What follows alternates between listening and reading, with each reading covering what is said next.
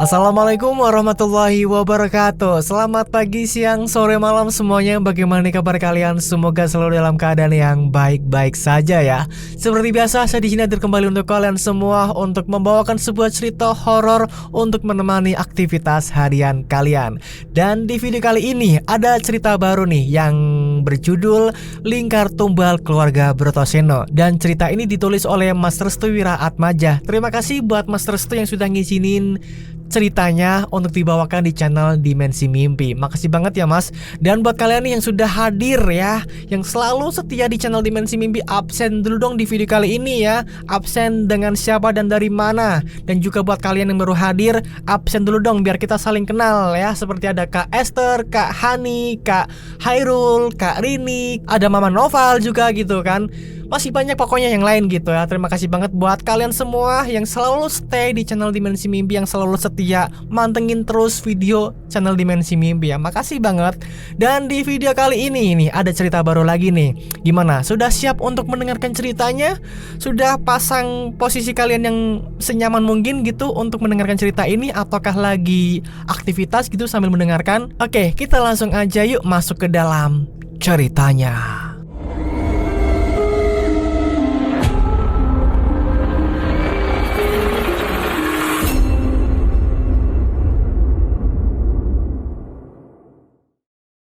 Lingkar Tumbal Keluarga Guntoro. Bagaimanakah jadinya jika keluarga yang kita kenal adalah para pelaku dari macam-macam pesugihan yang sedang dijalankan? Lalu, bagaimana jadinya jika kita adalah incaran dari keluarga kita sendiri? Inilah pesugihan Lampor, Jawa Barat 2011, malam sebelum pemberangkatan.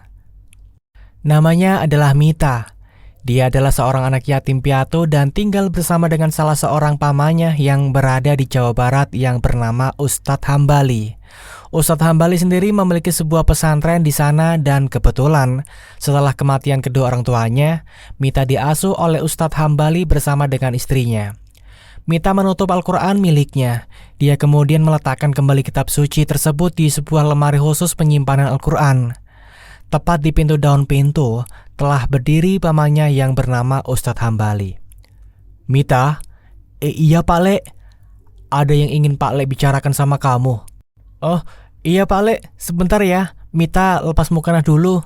Mita pun segera melepas mukenanya dan segera menggunakan hijab. Dia kemudian langsung keluar dari kamarnya untuk menemui Pak Le Hambali yang sudah menunggunya di ruang tamu. Apa yang ingin Pak Le bicarakan? Begini, kamu yakin kamu ingin pergi ke daerah timur, tempat ayah kamu dilahirkan dan dikuburkan di sana? Iya Pak Le, Mita pengen ziarah sekaligus pengen bersilaturahmi dengan saudara-saudara bapak yang lain. Ustadz Hambali adalah adik dari Pak Darmo, ayah Mita. Semenjak Pak Darmo dan juga istrinya yaitu Ibu Asi meninggal dunia, Ustadz Hambali membawa Mita ke Jawa Barat untuk tinggal bersamanya di salah satu pesantren di sana. Tapi, kamu belum pernah ke sana loh Mita. Apa nanti gak nyasar? Pak Le takut kamu malah kenapa-napa di sana. Insya Allah aman Pak Le. Lagian juga Pak Le kan sering bilang ke Mita, segala sesuatu itu harus kita serahkan kepada Allah Subhanahu wa Ta'ala. Apalagi jika kita niatnya baik, insya Allah akan mendatangkan kebaikan juga, ucap Mita saat mengingat kutipan-kutipan yang biasa Ustadz Hambali berikan kepada santri-santrinya. Bukan itu yang Pak Le khawatirkan Mita. Sudah hampir belasan tahun kita nggak pernah main ke sana. Dan mungkin seharusnya kita juga tidak harus ke sana. Jelas Ustadz Hambali. Mita bingung mengapa Pak Le-nya sendiri seperti melarang Mita untuk mendatangi tempat tersebut. Bukankah saudara-saudaranya juga ada di sana? Tapi apa alasannya Pak Le? Pak Le belum bisa jelaskan dan kasih tahu ke kamu Mita. Tapi saran Pak Le, kamu jangan ke sana ya. Mita hanya terdiam. Dia tidak mengatakan apapun. Seperti yang sudah terjadi, Palenya ini jarang sekali memberikan larangan kepada Mita. Namun, teruntuk kepergiannya menuju ke desa tempat ayahnya dilahirkan, sekaligus juga dikuburkan di sana, Pak Le-nya seperti tidak rela jika Mita harus berkunjung ke sana. Sekarang, lebih baik kamu di sini saja. Bantu ibu dan juga Pak Le buat ngajar ngaji anak-anak di sini. Tapi Pak Le, Mita kangen sama bapak dan ibu. Mita pengen datang ke kuburan bapak sama ibu, walau hanya memberikan Al-Fatihah di hadapan kuburan mereka berdua. Mita gak mau bapak dan ibu sedih di alam sana karena Mita gak datangin kuburan mereka. Ustadz Hambali tersentuh hatinya. Dia tahu Mita memang bukan anak kandungnya, tapi sudah dipastikan hubungan dan ikatan mereka sudah seperti layaknya sebuah keluarga. Baik nak, Pak Le istirahat dulu. Nanti jika sudah bulat dan diizinkan, Mita boleh berangkat ke sana.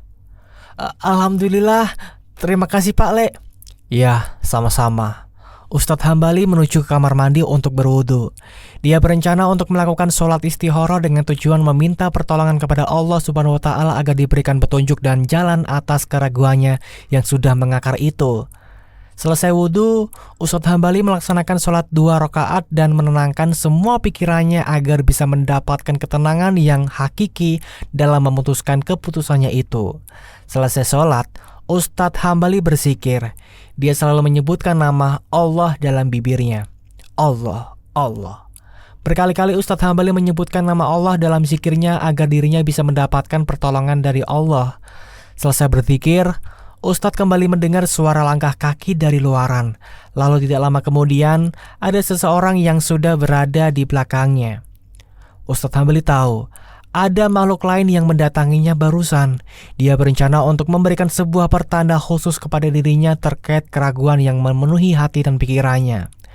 Tidak lama kemudian, tepat di belakangnya, Ustadz kembali mendengar suara orang mengucapkan kalimat yang sama seperti apa yang dia ucapkan sekarang.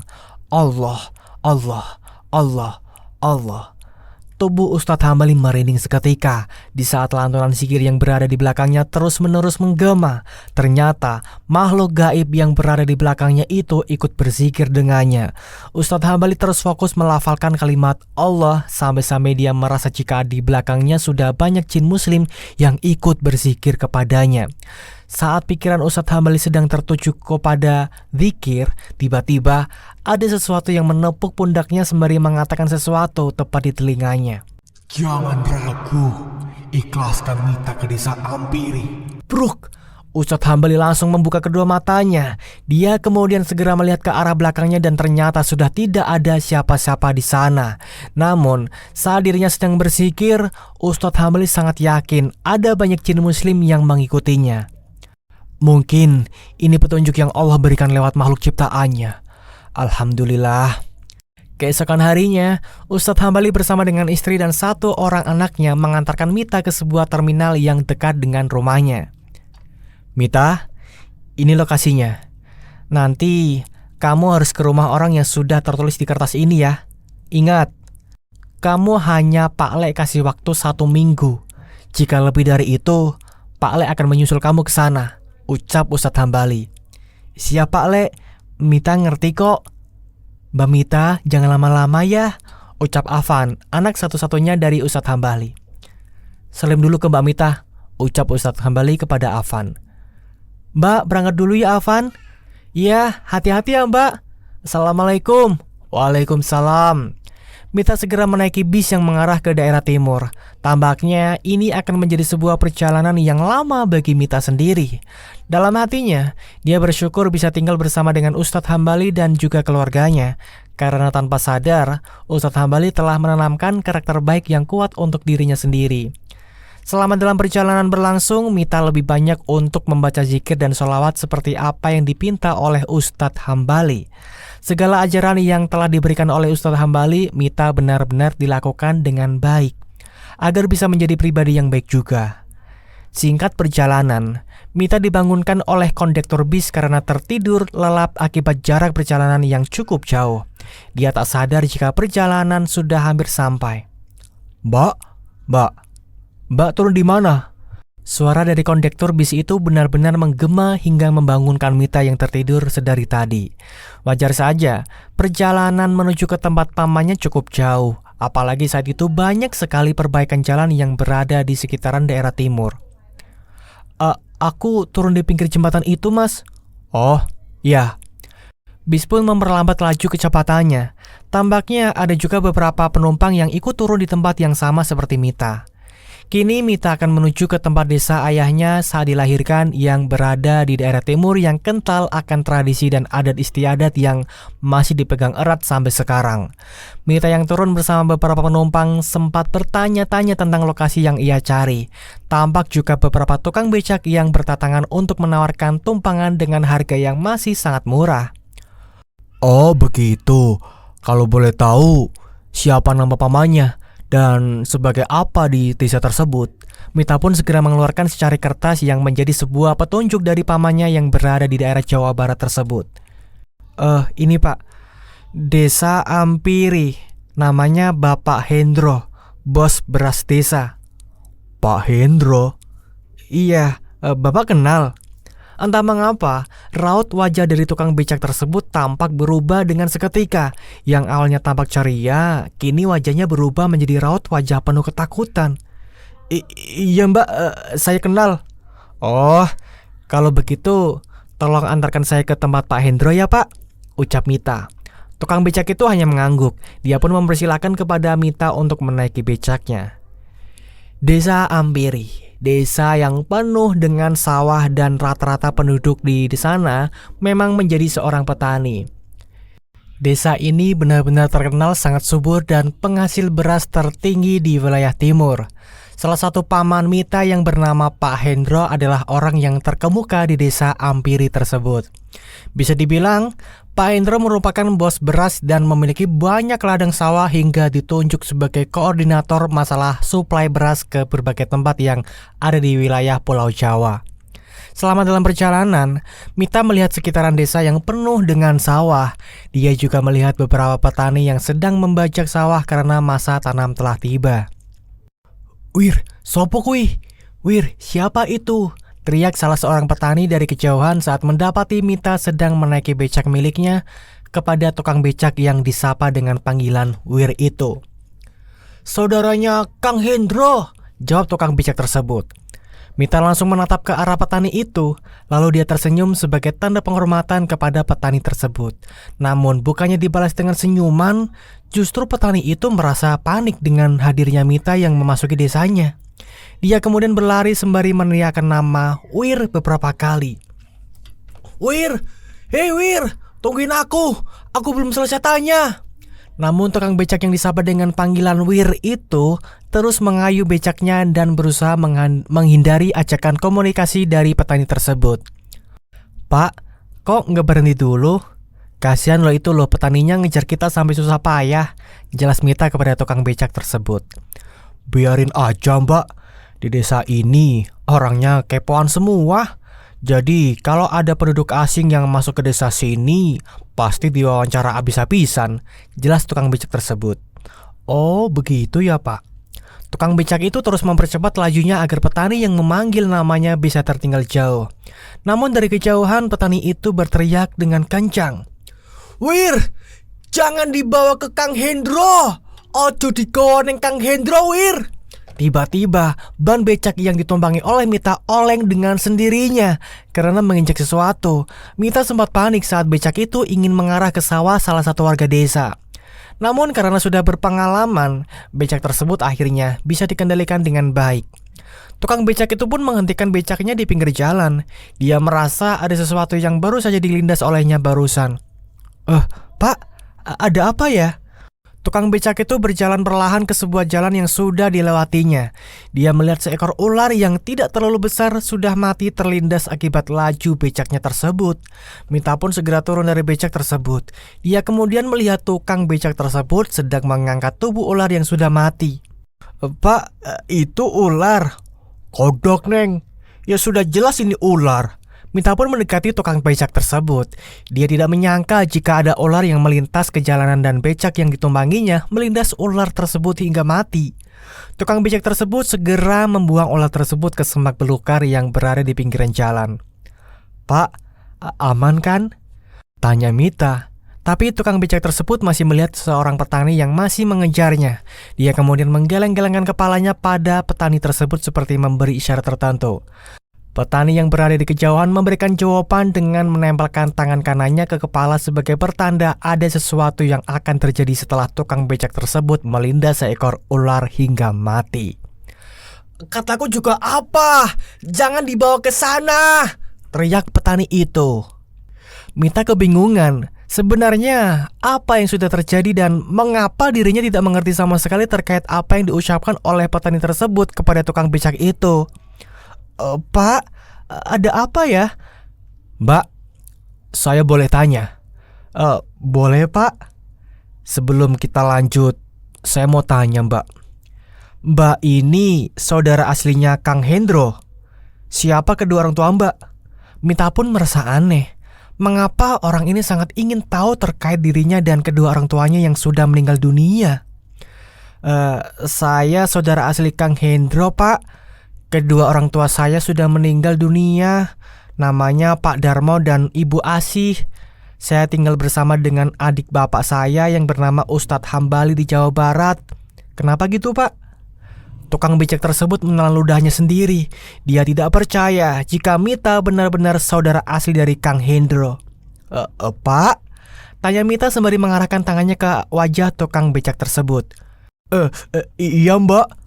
Loh Pak, ada apa ya Pak? Tukang becak tersebut tak bisa berkata apa-apa lagi. Dia hanya menatap Mita dengan tatapan yang aneh. Pak, ini masih jauh nggak Pak? Iya Mbak, ini bentar lagi sampai kok. Oh, ya udah Pak, ayo berangkat lagi. Akhirnya, tukang becak itu membawa Mita menuju ke tempat Pak Hendro walaupun dari raut wajahnya masih tersimpan rasa takut yang begitu dalam. Setibanya di dekat rumah Pak Hendro, tukang becak itu menghentikan becaknya. Dia nggak mau maju lebih jauh sampai benar-benar tepat di hadapan rumah Pak Hendro. Mbak, sampai sini aja ya. Oh iya Pak, ini uangnya. Mbak, kenapa Pak? Jangan kasih tahu ya kalau saya yang anterin mbaknya sampai di sini. Loh, memangnya kenapa Pak? Nggak ada apa-apa. Tukang becak tersebut akhirnya pergi meninggalkan Mita sendirian di dekat sebuah pohon yang jaraknya sudah tidak terlalu jauh dengan rumah Pak Hendro. Perlahan Mita pun melangkah menuju ke rumah Pak Hendro. Dia memberanikan diri untuk ke tempat pamannya hanya untuk mengetahui teka-teki kematian kedua orang tuanya yang sampai detik ini belum diketahui penyebabnya. Perlahan Mita pun memberanikan diri untuk menuju ke salah satu rumah yang disebut-sebut sebagai rumah dari bos beras desa Ampiri atau yang dikenal dengan nama Kang Hendro. Tok tok tok tok tok. Mita mengetuk pintu sebanyak 3 kali. Assalamualaikum, ucap salam Mita sembari memperhatikan sekitaran rumah pamannya. Tampak dengan jelas raut wajah para warga yang melihat seorang pendatang yang mendatangi desa Ampiri. Mereka seperti tidak menyukai dengan kehadiran Mita. Mita sendiri tidak tahu mengapa raut wajah para warga menampakkan raut wajah yang kurang mengenakan. Tidak berselang lama, pintu terbuka dan keluar seorang wanita berusia 18 tahun yang perkiraan umurnya sama seperti dengan Mita. Waalaikumsalam, cari siapa ya Mbak? Ucap wanita tersebut. Mbak, saya cari Pak Hendro. Pak Hendro? Mbaknya siapanya Pak Hendro ya? Saya saudaranya. Wanita itu hanya tersenyum. Dia kemudian langsung menutup pintu dan menyuruh Mita untuk segera pergi dari rumah. Mbak, jangan ditutup. Saya mesti bertemu dengan Pak Hendro, ucap Mita sembari menggedor-gedor pintu. Wanita tersebut membuka kembali pintunya. Mbak, kalau butuh dana bantuan, ke kepala desa saja. Kami sering kok kasih ke sana di tiap bulannya, ucap wanita itu. Maaf Mbak, saya bukannya mau minta bantuan. Saya mau bertemu dengan Pak Hendro. Dia adalah Pak De saya.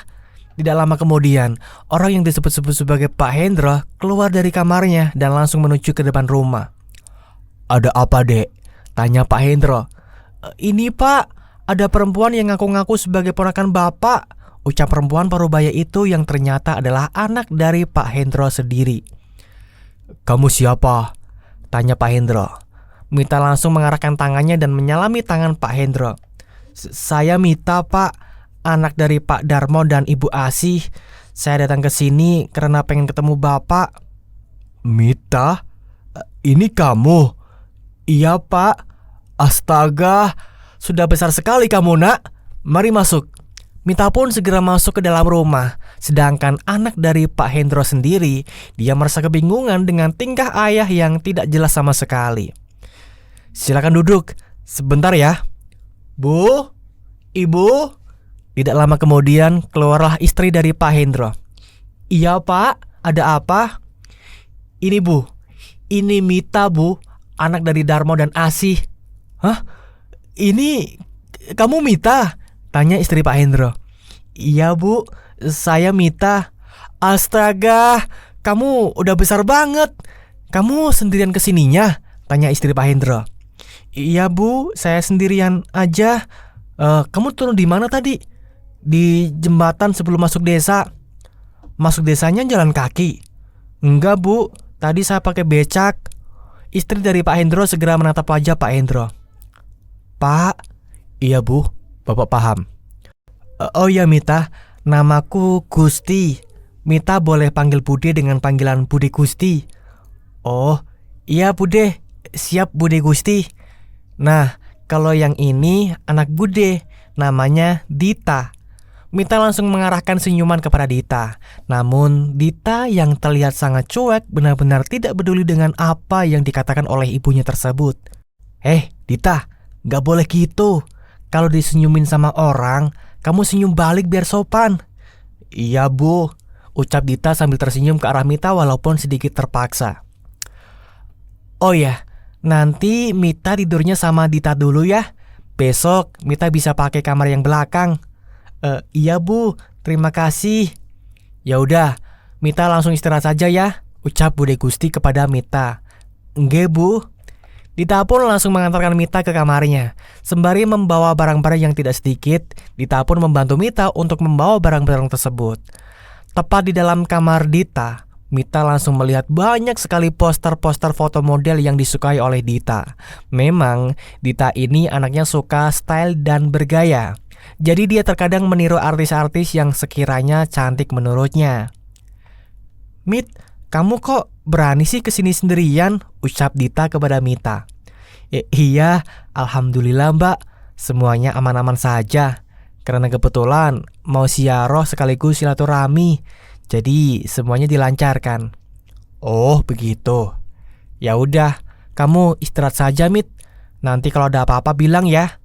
Iya Mbak. Malam harinya, setelah Mita selesai melaksanakan sholat Isya, dia berkeinginan untuk melihat luaran rumah warga. Namun, saat dirinya ingin membuka pintu, tiba-tiba Dita melarangnya. Jangan keluar sehabis Isya, Mit. Loh, emangnya kenapa? Nanti ada lampor. Hah? Lampor? Lampor itu apa? Keranda terbang. Kamu nggak tahu tentang lampor ya? Di tempatku nggak ada tuh lampor. Dita mendekati Mita yang tengah berdiri di depan pintu. Sini aku kasih tahu. Desa ini masih mempercayai hal-hal mistik. Makanya sebenarnya aku sendiri nggak betah tinggal di sini. Tapi kalau dibilang anehnya juga ada. Tiap malam itu ada aja kasus orang yang kehilangan. Kata bapak sih gara-gara dibawa lampor. Emang kenapa? Pesugihan. Mita terkejut mendengar jawaban dari Dita yang langsung mengarah kepada pesugihan. Astagfirullah, desa ini masih banyak yang melakukan pesugihan ya? Jangan keras-keras. Kenapa emangnya Mbak? Desa ini masih banyak orang yang melakukan hal semacam itu. Apalagi kamu pendatang. Kamu bisa aja dijadikan tumbal. Innalillahi, jangan gitu Mbak. Saat mereka sedang asyik mengobrol, tiba-tiba terdengar suara berisik dari luaran. Wur, wor, wur, wor, krek, krek. Suara apa itu, Dit? Dita yang menyadari kalau suara itu adalah suara yang berasal dari sosok lampor. Dia pun segera menarik tangan Mita untuk masuk ke dalam kamar dan bersembunyi di bawah ranjang agar tidak diambil oleh lampor. Kenapa harus mesti sembunyi di bawah ranjang? Tanya Mita. Orang sini percaya jika ada lampor, kita harus bersembunyi di bawah ranjang agar nggak digondol lampor. Suara Lampor masih terdengar jelas. Sepertinya Lampor tersebut sedang mencari targetnya untuk dijadikan tumpal. Wor, wor, seperti itu kayak suaranya ya. Tidak lama kemudian suaranya langsung menghilang. Tita pun langsung menyuruh Mita untuk beristirahat. Syukurlah sudah lewat. Lampornya gak bakal balik lagi, tanya Mita. Lampor hanya melewati rumah yang bukan targetnya hanya sekali. Jadi setelah menghilang, Lampor itu tidak akan kesini lagi. Mita memahami hal itu. Namun yang membuat dirinya tidak habis pikir adalah ternyata desa yang sekarang dia tempati adalah desa yang memiliki mitos yang sangat mengerikan. Dan benar saja, keesokan harinya terdengar rumor yang mengerikan yang beredar sangat cepat di warga sekitar. Ada salah seorang warga yang ditemukan tewas di dekat sungai. Katanya orang tersebut ketika malam hari menghilang secara misterius. Warga percaya bahwa orang itu adalah target dari Lampor yang semalam mengelilingi desa. Setelah diselidiki, ternyata korban yang meninggal dunia akibat digondol Lampor adalah si tukang becak yang mengantarkan Mita menuju ke rumah Pak Hendro. Dan kalian mau tahu kelanjutan ceritanya? Stay terus di channel Dimensi Mimpi ya, karena kita akan lanjutkan ceritanya di part yang kedua. Nah, buat kalian nih yang sudah mendengarkan cerita ini dari awal sampai akhir, bagaimana nih pendapat kalian? Tulis di kolom komentar ya. Buat yang suka dengan ceritanya, jangan lupa untuk klik like-nya. Dan yang belum subscribe nih, silahkan diklik dulu tombol subscribe-nya. Dan jangan lupa juga untuk nyalakan loncengnya, agar kalian tidak ketinggalan video terbaru dari channel Dimensi Mimpi. Oke, terima kasih buat kalian yang sudah hadir dan sudah komen, yang selalu setia menonton channel Dimensi Mimpi. Makasih banget untuk semuanya. Dan seperti biasa, waktunya untuk saya di sini pamit undur diri dulu. Kita akan bertemu di video selanjutnya. Terima kasih semuanya, terima kasih. Wassalamualaikum warahmatullahi wabarakatuh. Ingat ya, hidup hanyalah ilusi.